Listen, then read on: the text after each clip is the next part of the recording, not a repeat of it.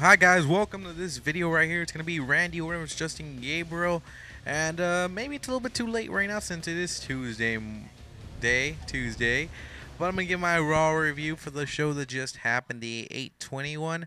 Now I'm not an expert in giving reviews or anything like that, so I'm gonna try my best at just doing this. But the show kicked off with Brock Lesnar and Paul Heyman talking about what just happened at SummerSlam with Brock Lesnar and the game Triple H, and Heyman just saying pretty much that's the end of Triple H and that Brock Lesnar is now, well, the King of Kings of WWE. And I was intrigued by that promo. It was pretty cool. I liked it and enjoyed it, and I was thinking there was going to be a little bit more to happen, like someone would come out and that's the next guy that Lesnar would face. But later on in the night we learned that Lesnar would quit the WWE. I can't wait to see what happens there with Brock Lesnar. I'm always intrigued with Lesnar and Paul Heyman. So let's move on to the next area. I like that promo though by Brock Lesnar and Paul Heyman, and with the little referee coming out. Yeah, that was pretty cool too.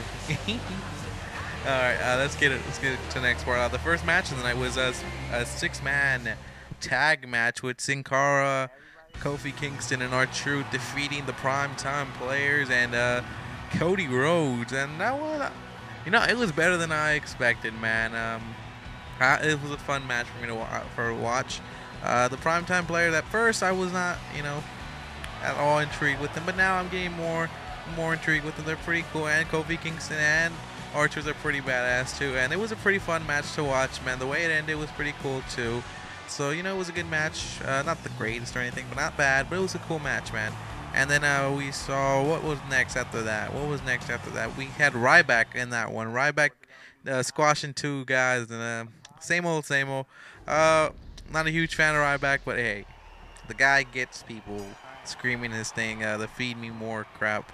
But hey, he was badass. And then Jinder Mahal came out during the match, and he tried to beat the crap out of Ryback. For a second, I was thinking, damn, Ryback might get left down by Mahal, but he ended up lifting him up, doing a pretty cool move, and then Ryback went right after him, and then he lifted up the two jobbers and just did what he does best and just slammed them down.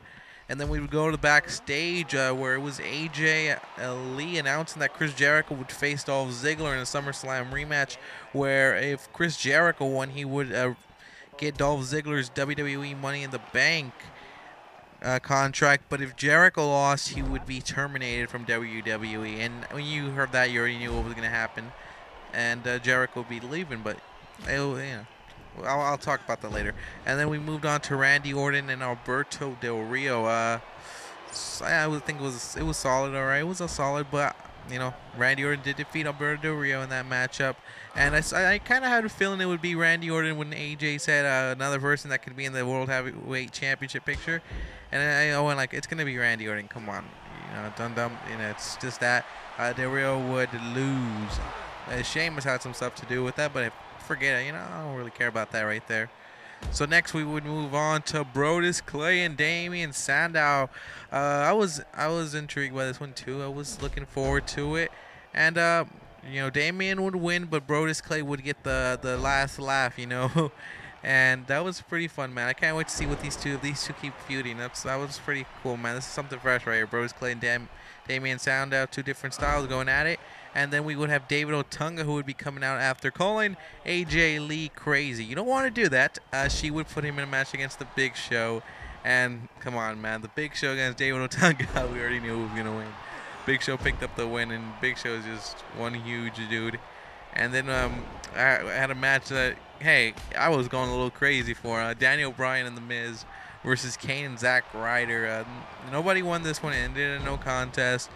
Daniel Bryan ran away from Kane, and The Miz was already gone. So Kane said, why not kick my tag team partner's ass?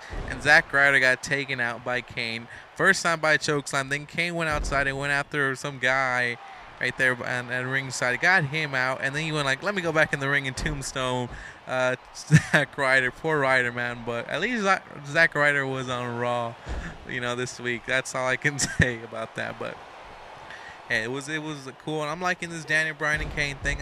Even if some people aren't liking it, I'm liking Daniel Bryan and Kane, and The Miz and Daniel Bryan. Cool seeing them together, man. Cool seeing them together.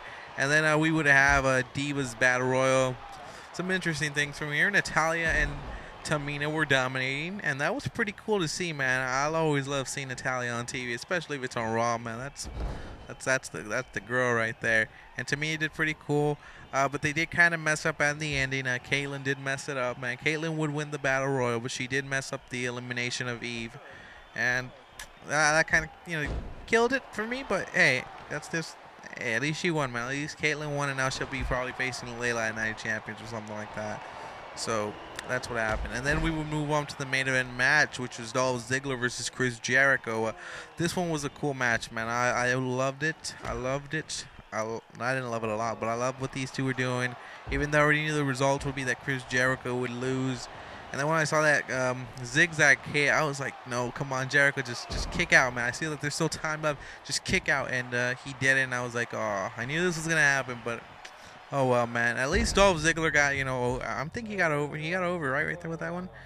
Am I using the correct term? I don't know. But Jericho's WWE contract is terminated, and now we won't see him for probably a while, but it sucks, man. But Jericho did get the last laugh, a good parting gift, giving Zack Ryder a good shot with that Money in the Bank briefcase, and giving him a good code breaker to go out, And hey, that's Jericho, man. I'm gonna miss Jericho. Hopefully he comes back soon, and he will be missed right now. Jericho, he was pretty solid, man. He was pretty cool. He's pretty cool. And then we move on to the last segment of the night, where CM Punk comes out and confronts Jerry Lawler and tells him, give me an apology right now, Biscuit. We're saying all you said. And he wouldn't say the apology or anything like that. And then John Cena would come out. Cena would say some stuff, and then about respect and all this and that. And Cena would try to make Punk look like a bad guy. But no, it's not going to work, bitch. It's not going to work. It was him saying my C Nation will come after, all this and that. And, you don't... he didn't deserve the respect. The Punk wasn't, he was supposed to come out here and fight for it and all this and that. John Cena did it for so long. So, why Cena never asked for respect, all this and that. And Punk didn't say anything throughout the whole thing. And then Cena just left and said, you know what, if you're going to give me a match, you just whatever. You want to give me a match, give me a match. If you don't, you don't. But remember, don't say you're doing this for your title and all this and blah, blah, blah, blah, blah. You know what? I was more interested at the end where CM Punk ends up bringing Jerry Lawler in the ring, telling him, give me that apology right now, and he does. And then Jerry Lawler tells him other stuff, and then at the end, Jerry Lawler gets his head kicked off in the back of the head, and Punk would close it out. And Punk, it was a good show. It was a good show. I gave it a 7.5 out of 10. And sorry about this being my bad Raw review. See you guys later.